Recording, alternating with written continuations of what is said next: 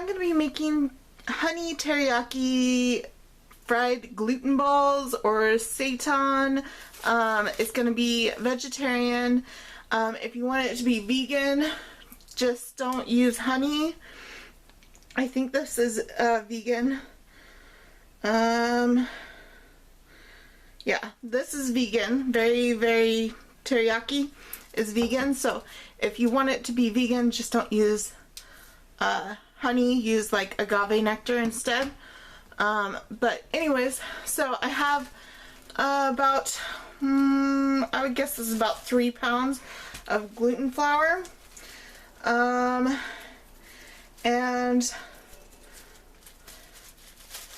then I'm going to put it all in a bowl here. Actually, I don't know if I'm going to need to use it all. We'll see here. I need to add some water to it.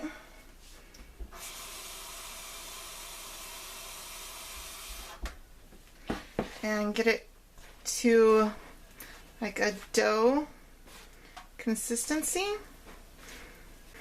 Needs a little more water.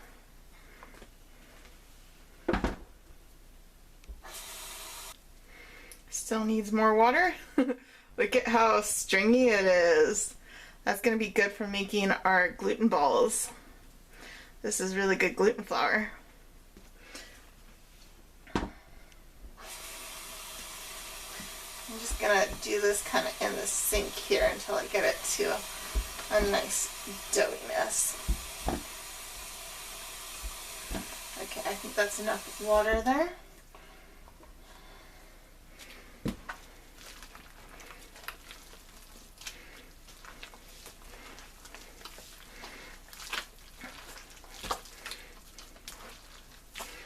Okay, I think that's going to be enough gluten flour. I can save the rest of the gluten flour for another time. But what you want to do is squeeze it all together.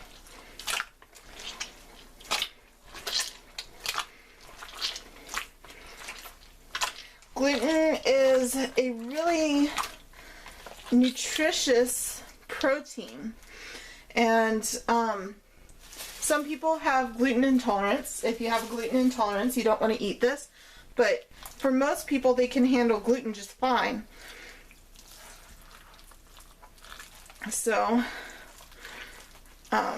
it's very nutritious, very good source of protein if you're on a vegetarian or vegan diet.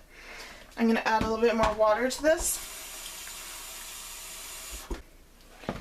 So you want to squeeze this dough ball until the water runs clear,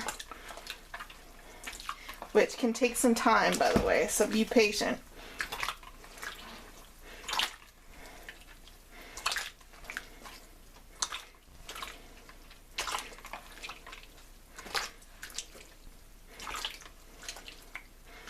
It already has the texture of like meat, like it's kind of got a meaty texture to it, so it's very good. I like using seitan as a it's not pronounced like Satan, it's pronounced like Seitan. Anyways, I like using it as a chicken substitute because it has a similar texture to chicken. Okay, now you want to drain off the cloudy water and add more water to it. And this is a very long process, but it's rewarding in the end because it's delicious. And what you're doing when you do this is you're removing all the starch so that all you have left is the protein. Now it will take you a long time to get it perfectly clear. Believe me, I've done it before. It took me hours. You don't have to get it as perfectly clear,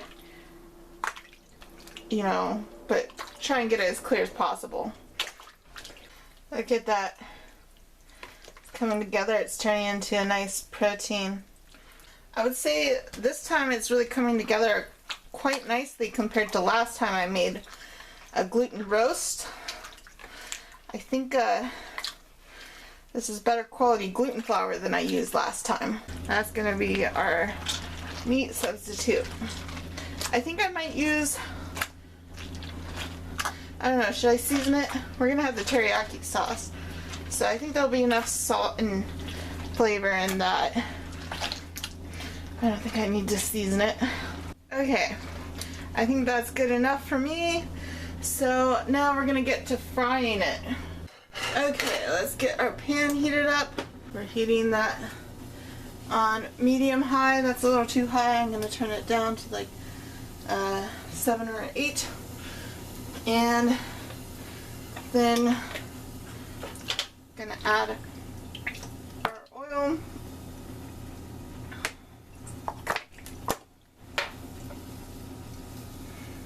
Okay, I think it might be ready. I'm gonna take a little piece of gluten, put it in there, see if it starts frying. And it is starting to fry. Let it get to the surface first and we'll see. Okay, now it's getting to the surface.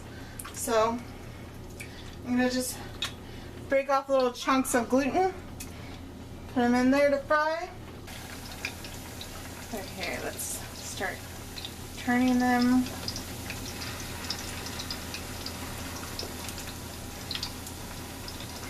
And you can see how they're kind of looking like little balls of chicken. That's why I like to use them as a chicken substitute. Okay, we can probably start taking them out now, putting them on the paper towel. Whatever gets stuck on the pan is fine because it'll come off when we're cooking the finished product. And if these are not cooked all the way, they'll cook more in the sauce. So we're just basically trying to get them fried up so there's some crispiness to them. And now it's time to add some more balls.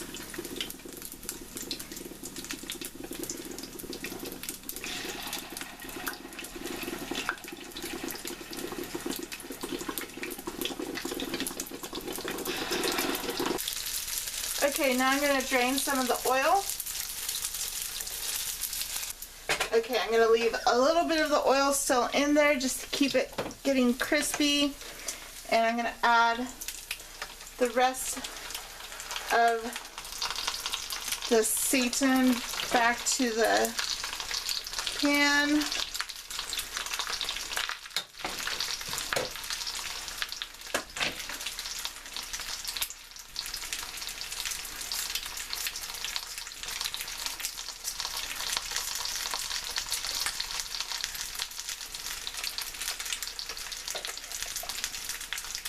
I'm going to add the teriyaki sauce.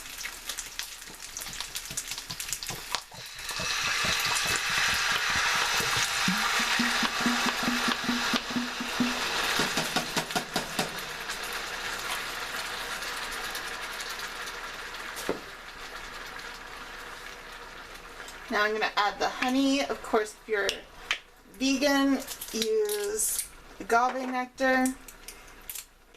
I'm going to add about half a cup of honey.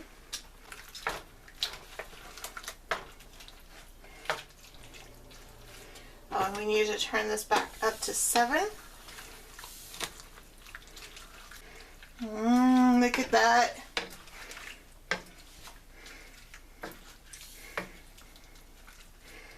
That's already looking good.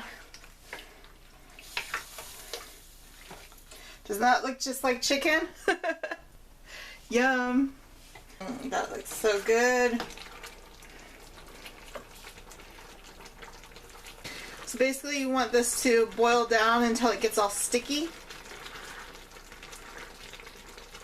Okay, I'm going to leave this simmering on low, but it's pretty much done.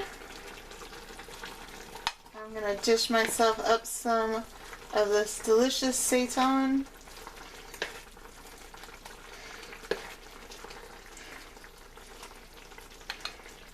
And here's the vegetarian honey teriyaki seitan. I can't wait to dig into this. Yum.